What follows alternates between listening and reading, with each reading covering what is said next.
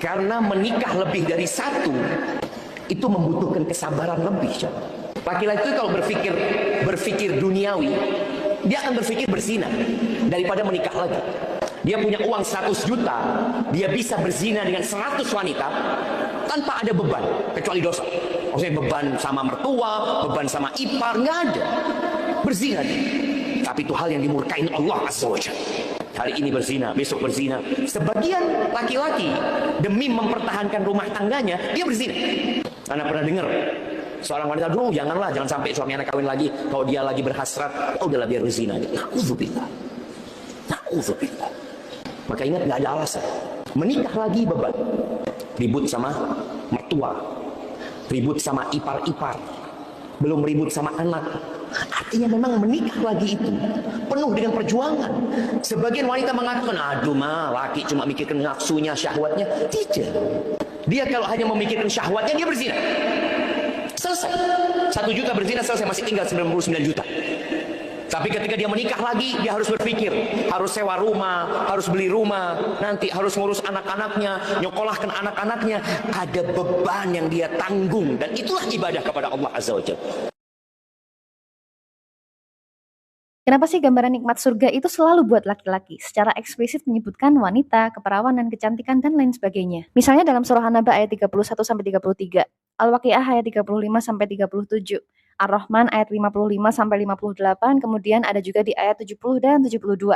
Terus perempuan dapat apa? Gitu kan pertanyaannya. Perumpamaannya seperti ini. Kalau kita kerja sebulan penuh, lembur berhari-hari, tapi di akhir bulan gaji kita nggak terbayarkan, kita marah dong. Gaji yang berupa uang adalah bentuk spesifik dari reward yang kita inginkan. Tentu ada banyak jenis reward lain, misalnya ucapan makasih. Tapi apa iya kita mau dibayar pakai makasih doang setelah sebulan penuh bekerja? Enggak kan? Sama juga dengan ketika Allah menjanjikan sesuatu pada para hambanya yang beriman. Ketika menciptakan manusia, Allah nggak menjadikan sama antara perempuan dan laki-laki. Walaisa dzakaru kal unsa. Allah juga sudah menjelaskan hal-hal yang disenangi manusia pada surah Ali Imran ayat 14. Zuyyina linnasi hubbus syahawati minan nisa. Kecintaan manusia itu salah satunya adalah terhadap wanita. Ada nggak penelitian soal ini? Ada guys. Jadi meskipun laki-laki dan perempuan sama-sama memiliki gairah seksual, bedanya adalah bahwa laki-laki itu lebih sering punya hasrat daripada perempuan. Dilihat dari lebih sering dan intensnya laki-laki menginginkan hubungan badan, variasi fantasi seksual, keinginan untuk menjalin hubungan dengan beberapa wanita sekaligus, dan masih banyak lagi. Jadi kita pahami dulu bahwa kenikmatan seksual adalah hal yang sangat disukai laki-laki. Tapi Allah paksa laki-laki beriman untuk menekan hasrat seksual itu sehingga ia nggak menyalurkannya dengan cara-cara yang haram di dunia. Agama kita, agama Islam, adalah agama yang paling konservatif dan paling ketat aturannya soal interaksi antar lawan jenis. Bisa dilihat dari aturan dress code yang ada kaitannya dengan aurat, kemudian aturan untuk ghodul basor, percakapan yang dibolehkan, hukumnya kholwat, ada yang boleh ada yang enggak, ikhtilat, ada bertamu, bahkan di dalam rumah pun ada adab-adab laki-laki terhadap perempuan sekalipun mereka adalah mahram. Harus ketuk pintu dulu kalau mau masuk ke kamar perempuan, ngasih kesempatan buat anak perempuan pakai baju yang proper dan sebagainya. Juga kapan anak laki-laki dan perempuan harus dipisah kamarnya. Betapa banyaknya kehati-hatian dalam Islam tentang interaksi lawan jenis. Sementara dengan fitrahnya laki-laki yang menyenangi keindahan wanita, mereka terpapar oleh keindahan fashion wanita all the time, di jalan, di kantor, di internet, sehingga besar sekali ujiannya laki-laki muslim itu. Ketika laki-laki muslim dipertontonkan aurat secara bebas, dia sebenarnya bisa aja milih untuk terus memandangi keindahan yang gak halal itu. Dia bisa aja kemudian membayangkan hal-hal yang gak senonoh untuk mencapai puncak syahwat. Tapi dengan adanya reward dari Allah tadi, laki-laki akan punya alasan yang lebih kuat untuk menjaga pandangannya. Oh, Allah punya sesuatu yang lebih baik buat aku, jadi aku harus nahan pandanganku dan jaga kemaluanku. Kenikmatan bidadari surga yang Allah janjikan pada laki-laki itu hanya sebagian kecil aja dari besarnya nikmat yang ditawarkan pada hamba Allah yang beriman. Apa-apa yang tadinya nggak dibolehkan di dunia, Allah bolehkan di surganya, tanpa ada sedikit pun rasa hasad, iri, dengki dalam hati manusia. Jadi reward yang Allah berikan adalah segala hal yang kita disuruh menahan diri terhadapnya selama hidup di dunia, yang nggak terbatas pada larangan laki-laki untuk sembarangan menyalurkan syahwatnya pada perempuan. Terus apa reward buat perempuan di surga? Kenapa nggak dideskripsikan sedetail reward untuk laki-laki? Menurut Ustadz Numan Ali Khan, justru ini adalah cara mendeskripsikan nikmat surga untuk perempuan yang lebih indah. Rubba sukutin ablagu min kalamin. Silence is more elegant than words. Ketika Allah nggak mendeskripsikan reward untuk perempuan, bukan berarti nggak ada rewardnya, melainkan rewardnya melebihi sesuatu yang bisa dideskripsikan dengan kata-kata. Dan ini terjadi dalam Al-Quran. Selalu ada ganjaran untuk setiap amal saleh, tapi ada amalan-amalan yang sangat besar dan sangat megah, sehingga rewardnya nggak bisa dideskripsikan dengan kata-kata. Salah satu amalan yang sangat besar rewardnya adalah memaafkan seseorang yang menyakiti kita ketika kita sebenarnya punya kekuatan buat membalas. Maka apa yang Allah katakan untuk amalan-amalan seperti ini? Fa'ajruhu 'alallah. Maka Allah sendirilah yang akan memberikan rewardnya. Allah nggak lagi menggunakan deskripsi berupa taman-taman indah, sungai yang mengalir, atau pasangan, sebab ganjarannya melebihi itu. Jadi sekarang aku balik tanya, kenapa kita seolah menghalangi Allah? Bahkan ada juga yang menganggap Allah nggak adil hanya karena ia memberikan nikmat seperti itu pada laki-laki yang semasa hidupnya udah menjaga pandangannya dan tubuhnya dari zina. Kita kenceng banget ngomong, ajarin laki-laki untuk nundukin pandangan dan jaga kemaluan di dunia ini. Lalu adilkah jika kita masih membatasi mereka untuk mendapatkan hal itu di surga? Kenapa kita hanya fokus pada satu jenis kenikmatan aja dan mengabaikan nikmat lain yang sering Allah sebutkan dalam Al-Quran? Kenapa kita hanya fokus pada kenikmatan tapi mengabaikan tanggung jawab yang harus dipenuhi seorang laki-laki dan perempuan agar bisa masuk surga Allah? Bukankah Allah mengizinkan perempuan untuk masuk ke surga dari pintu mana saja yang dia kehendaki selagi ia sholat 5 waktu, berpuasa di bulan Ramadan, menjaga kemaluannya dan menaati suaminya? Bukankah Allah jadikan perempuan dunia solihah sebagai makhluk yang lebih superior daripada bidadari, sebab perempuan menempuh usaha untuk mendapatkan surganya Allah? Bukankah kita bisa meminta apa aja pada Allah di surga nanti? Jadi daripada kita sibuk mempertentangkan apa reward yang pantas, mending kita sibuk memastikan dulu kalau kita termasuk ke salah satu golongan penghuni surga. Kan malu tuh udah ngeributin reward yang Allah kasih, tapi ujung-ujungnya kita harus merasakan siksa neraka dulu. Silakan diskusi yang sopan di kolom komentar dan until next time. Suami yang mengatur istrinya untuk pakai jilbab, kemudian suruh sholat 5 waktu, kemudian juga disuruh dia ngaji, nuntut ilmu, itu suami. Jangan dibalik. Karena sekarang juga suami dia punya duit, semuanya diambil sama istrinya. Ini bodoh nih suami ini. Karena punya uang semua dipegang oleh istrinya, nggak boleh. Dia megang, istrinya si suami yang mengatur. Kalau suami punya istrinya 2, semuanya diambil, zalim pada istri yang kedua. Justru dia yang megang uangnya itu si suami yang memberikan. Karena apa? Suami punya tanggung jawab berat. Dia harus memberikan nafkah kepada orang tuanya, dia harus memberikan nafkah kepada istrinya, dia harus memberikan nafkah kepada anaknya, dia harus membantu saudaranya yang susah, dia harus memberikan infak kepada orang-orang yang membutuhkan. Nggak bisa diberikan kepada istrinya. Yang penting dia memberikan sesuai dengan kebutuhan si istri. Berapa kebutuhannya dikasih, bukan seluruhnya diambil. Afwan Ustaz, bagaimana batasan adil bagi suami jika ingin menikah lagi, baik dari materi maupun dari batin? Adil itu ada 2 atau kesamaan ya.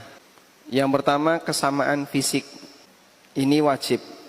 Misalnya yang satu diberi jatah sehari, yang kedua juga diberi jatah sehari. Yang satu 2 hari, yang kedua 2 hari. Yang satu 3 hari, yang lain 3 hari. Dan demikian seterusnya. Itu adil fisik. Yang satu dikasih nafkah, yang 2 wajib dikasih nafkah. Meskipun ukurannya bisa beda, tergantung bebannya. Tergantung beban. Andaikan istrinya di tempat yang berbeda. Yang satu tinggal di kota, yang satu tinggal di pelosok desa. Berarti nafkahnya sama atau beda? Beda, tergantung apa? Tingkat kebutuhan. Intinya nilai kesamaan nafkah itu adalah sama-sama tercukupi. Ya, nafkah fisik di sini mencakup waktu gilir. Yang kedua, nafkah materi yang sama-sama tercukupi. Sehingga yang kebutuhannya banyak, ya nanti dia butuh nafkah lebih banyak. Istri sehat dengan istri sakit, lebih banyak mana? Lebih banyak yang sakit. Padahal kalau sakit nggak doyan makan loh ya. Yang kedua, kesamaan batin.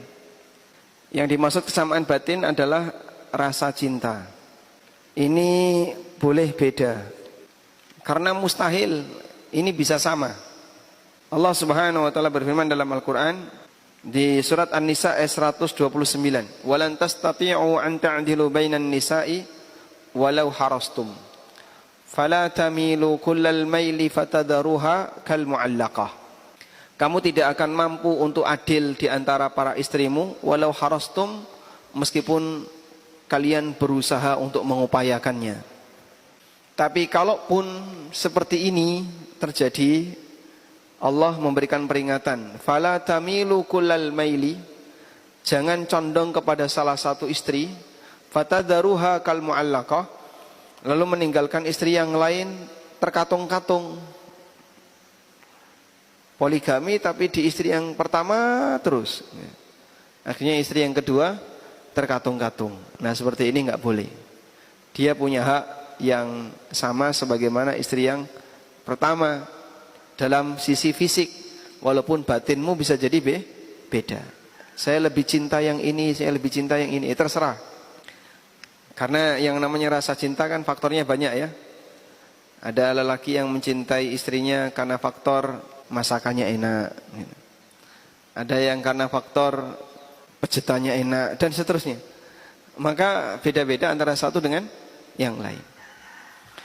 Dan faktor seperti itu menyebabkan seorang lelaki jadi beda rasa cinta antara satu dengan yang lain. Dan belum tentu karena urusan fisik, bisa jadi karena akhlaknya, karena kepribadiannya, cara berkomunikasi, sopan santunnya, dan seterusnya. Wallahu a'lam. الريجات النور ثوب الفوز يجعلها نجما تشع بأنوار وأنوار مبارك فوزها حازت على شرف يوم النجاح بتتويج وإبهار كل القلوب تناهت في السنة فرحا بالحسن يبرق في حسن وإصرار كل القلوب تناهت في السنة فرحا بالحسن يبرق في حسن وإصرار كل التباريك تجري.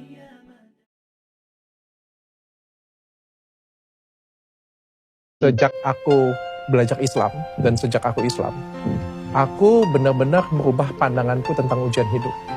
Ada satu ayat yang mungkin berkesan bagi aku. Aku minta maaf ya kalau misalnya aku salah, tolong koreksi ya kalau aku salah. Depan Ustaz lagi aku ngomong kayak gitu. Aku ada pernah baca, dan gara-gara sih ada yang lewat ya. Ada yang pernah baca lewat kayak gitu punya, dan aku baca. Dan tapi itu berkesan banget bagi aku tuh sekitar hampir 2 tahun yang lalu. Ayatnya kalau misalnya itu ayat Al-Baqarah tentang dan sesungguhnya kami itu pasti akan diuji dengan sedikit ketakutan, dengan kelaparan, dan dengan pengurangan harta. Tapi berikan kabar gembira bagi orang yang sabar, orang-orang yang terkena musibah.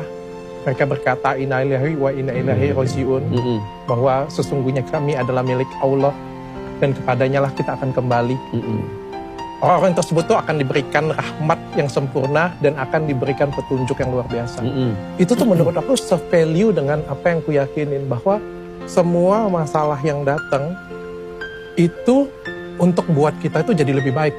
Seperti yang dijelasin Pak Ustadz tadi dari awal sampai pertengahan tadi, bahwa apa yang dikasih itu sebenarnya bukan masalah.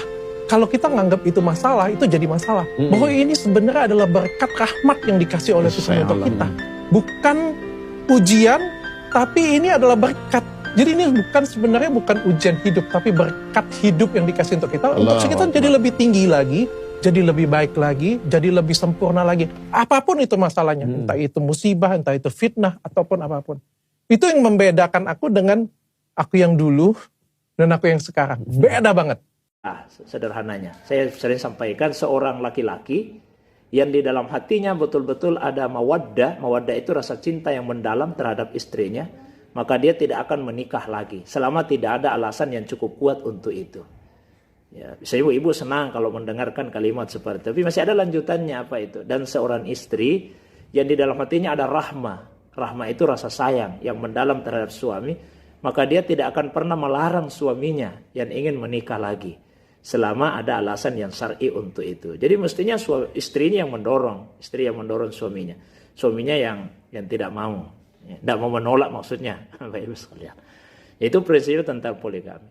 Jadi tidak harus Misalnya orang mengatakan, orang poligami itu karena nafsu. Ya mesti ada syahwat. Masa orang menikah tidak ada syahwatnya? Karena bahaya kalau orang menikah kemudian tidak punya syahwat, sementara pasangan hidupnya masih ada syahwatnya. Orang menikah itu mesti ada syahwat. Laki-laki tidak punya kewajiban mencukupi segala hal untuk istrinya. Suami hanya berkewajiban menafkahi sekemampuannya, bukan memenuhi semua keinginan. Sebab rasa cukup bukanlah tentang seberapa banyak yang diberikan, tetapi tentang seberapa besar rasa syukur istri. Istri yang bersyukur akan merasa cukup, sementara yang tidak bersyukur akan selalu merasa kurang. Seberapapun banyak yang diberikan. Bahkan jaminan perempuan itu masuk surga kalau dia meninggal dalam keadaan mendapatkan ridho suami. Itu kan sudah jaminan pasti. Ini loh diiriin oleh Imam Ghazali. Imam Ghazali iri kepada perempuan kalau perempuan itu sudah ada jaminan surganya. Perempuan sendiri malah iri sama laki-laki. Imam Ghazali iri sama perempuan. Laki-laki tidak ada jaminan masuk surga, tidak ada. Nas tertulis hadisnya laki-laki bagaimana jaminan masuk surga tidak ada. Tapi kalau perempuan ada. Bahkan sampai 2 kali. Rasulullah mengatakan kalau perempuan yang penting dia sholat, yang penting dia mengeluarkan zakatnya, dan dia mendapatkan ridho suaminya, maka dia jaminannya surga. Jangankan untuk melarang istri pakai HP, main HP, untuk melarang istri tidak puasa saja boleh nggak? Boleh. Istri tidak boleh berpuasa sementara suami bersamanya. Puasa sunat.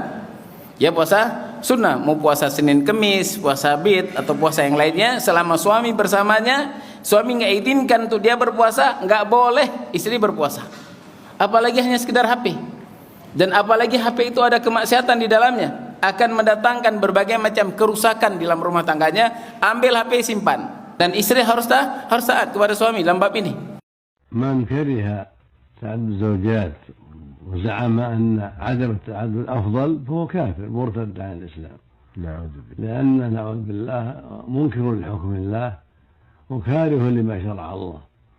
والله يقول سبحانه ذلك بأنهم كرهوا ما أنزل الله فأحبط أعمالهم. Kalau ada orang yang menganggap menikah itu harus mapan dulu dari sisi ekonomi, ini pemahaman yang salah. Secara agama nggak benar. Nggak benar. Tidak pernah ada hadis Nabi satupun setelah kalian mapan secara ekonomi baru menikah. Tidak pernah. Tapi malah terjadi banyak sahabat yang menikah sementara mereka tidak punya apa-apa sama sekali. Kata kuncinya adalah hadis Nabi SAW, wa ankihul akfa'a minkum. Ini sudah sebenarnya saya jelaskan di pertemuan pertama. Menikahlah dengan orang yang sepadan dengan kalian. Sepadan. Kalau seorang laki-laki gajinya cuma 1,5 juta, 2 juta, memang dia cari wanita yang bisa hidup dengan uang itu. Dia boleh dia nikah dengan wanita yang kosmetikanya saja 2 juta, ya, akhirnya nombok utang 500.000, belum makan, belum segalanya. Ini nggak boleh. Ya memang dia nikah dengan wanita yang akfa, yang sepadan. Ada wanita masya Allah yang beli bedak cuma 30.000, gitu kan. Mungkin dia beli makanan cuma 40.000, makan sama suaminya cukup, sudah terbiasa hidup sederhana. Nah itu dia jadikan sebagai pasangan hidupnya, gitu kan. Menikah dengan orang yang sepadan. Ini ada tuntunan Nabi SAW. Kalau suami sudah dipenuhi masalah biologis yang mungkin ya, ibu jangan heran, ini baru berhubungan biologis, mau lagi berhubungan sebentar. Laki-laki begitu, emang sudah begitu. Jangan ibu bilang, kan tadi sudah. Itu jangan dibahasakan ke laki-laki, nggak bisa. Apa yang terlintas di benak dia secara kejiwaan, dia susah bendung. Syukur dia datangnya ke ibu gitu, jangan malah ditolak gitu kan. Ini suaminya. Itu poin yang kadang sederhana tapi orang nggak paham gitu loh. Ternyata itu efeknya besar, yang membuat dia akhirnya jajan di luar dan segalanya karena masalah itu saja. Dan akhirnya mereka menyesal. Ibu tadi yang saya ceritain, Bu, ternyata setelah saya bilang ada masalah nih, kalau bukan pandangan mata suaminya, kalau bukan perut suaminya atau kemaluan suaminya, ini salah satu dari 3 ini yang membuat akhirnya dia melakukan perbuatan di luar. Kalau dia beriman mungkin dia masih menikah. Kalau dia tidak beriman sudah berzina sana sini nih. Itu yang terjadi. Coba orang yang sedang menghadapi masalah muhasabah. Subhanallah, seminggu kemudian dia ngomong sama saya, Ustaz sebenarnya masalah itu terjadi pada saya. Ini masalah saya pribadi. Begini. Saya bilang, ibu sudah temukan enggak titik masalahnya dari 3 tadi? Masalah pandangan suami. Dia suka penataan rumah tertentu. Jangan dirombak udah. Kecuali kalau berantakan ya. Kalau dia suka berantakan tuh lain, tapi kalau dia suka penataan rapi gitu ya. Ada suami mungkin dia suka, dia datang ke sebuah hotel, ada penataan yang rapi, dia suka nih, dia tertarik. Maka setiap datang ketemu istrinya, misalnya dia mengatakan, Tadi saya lihat ada sofa bagus itu, nanti saya mau beliin kamu ya. Misal, ya silahkan, udah buka aja. Ya sudah silahkan. Sofa yang mana? Saya lihat dulu warnanya. Kalau saya nggak cocok, saya nggak mau. Ini untuk apa? Untuk apa? Sofanya tinggal didudukin kok, gitu kan. Tapi banyak orang begitu tuh. Ini yang senyum-senyum tahu diri nih. Loh, ini umum ya. Saya bicara masalah kejiwaan. Biasanya begitu. Jadi merasa enggak deh, enggak boleh, enggak perlu. Padahal sebenarnya ini contoh saja. Nah ternyata kasuistiknya ibu ini, suaminya, maaf ini secara pribadi, saya tidak sebutin namanya dan secara global, jadi pelajaran. Suaminya ini bertahun-tahun selalu dalam benak dia, kalau berhubungan biologis dia ingin melakukan beberapa gaya gitu. Ini tanda kutip ya, tapi si ibu ini nggak mau. Memang dia nggak mau. Sudahlah, nggak usah repot-repot gitu. Udah berhubungan selesai gitu kan. Nah suaminya ini tipologi orang yang mungkin ekstra romantis, mau lebih lama, mau lebih ngobrol. Ini nggak mau ibu ini. Sudahlah buru-buru selesai, nanti pada pekerjaan lain. Nah ini terjadi bertahun-tahun. Sampai pada tingkat Ketaatan seorang istri kepada suaminya bukan karena suaminya sempurna, melainkan karena Allah memuliakan peran ini. Ketika seorang istri mendapati suaminya memiliki kekurangan, mungkin muncul perasaan, mengapa aku harus taat? Ia jauh dari kata baik, sholatnya susah, kewajiban nafkah pun juga nggak diberi, kenapa harus taat pada suami yang demikian? Bahkan seringkali ketaatan terasa lebih berat daripada sholat malam atau puasa sunnah. Namun apa gunanya ibadah sunnah jika kita mengabaikan yang wajib? Karena Rasulullah SAW bersabda, seorang istri yang sholat 5 waktu, berpuasa Ramadan, menjaga kehormatannya, dan taat pada suaminya akan masuk surga dari pintu mana saja yang ia suka. Bukan berarti menutup mata terhadap kesalahan suami. Jika suami keliru, ingatkan dengan lembut. Namun ketaatan dalam kebaikan adalah tanda keikhlasan hati dan jalan menuju keberkahan. Ketaatan ini bukan untuk suami semata, tapi untuk mendekatkan diri kepada Allah. Jadi kita taat sama suami bukan karena suaminya, tapi karena perintah dari Allah.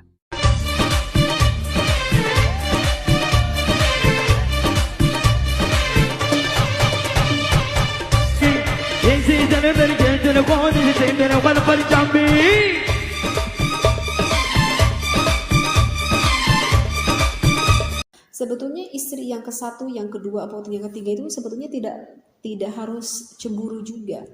Aduh, jangan-jangan ketika melakukan berhubungan dengan istri yang pertama, jangan-jangan suamiku membayangkan dengan istri yang kedua misalkan.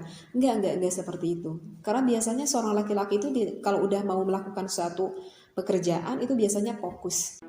Ada saatnya yang ku alami, tak seperti yang aku ingini. Ku tetapkan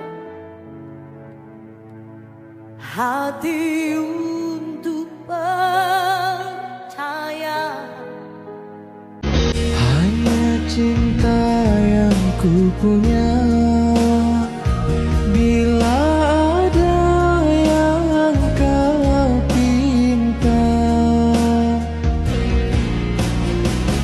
yang tak pernah ku janjikan, kilau dunia seperti mereka.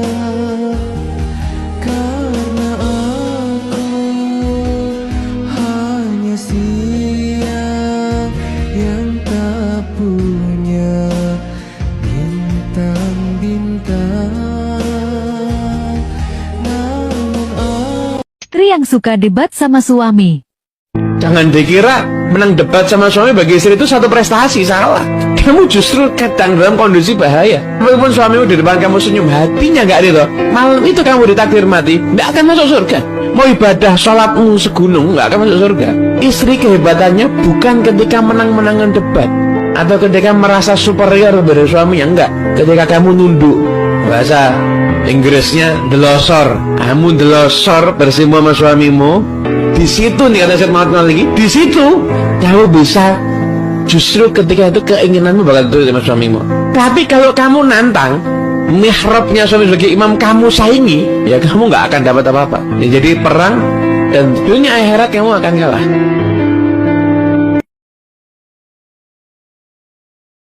Menjaga suami itu bukan dengan selalu memeriksa HP-nya, bukan dengan terus-menerus menelpon atau video call untuk memastikan keberadaannya. Menjaga suami itu adalah dengan memastikan kamu hadir di hatinya. Tapi bagaimana bisa hadir di hatinya jika tutur katamu kasar, jika sikapmu menyakitkan? Seorang istri yang lembut, yang menjaga tutur katanya akan selalu diingat dan dirindukan oleh suaminya. Sebaliknya, jika mulut istri penuh dengan makian dan hinaan, bagaimana mungkin suami betah di rumah? Marah itu manusiawi, tapi jangan biarkan kemarahanmu menjatuhkan kehormatannya.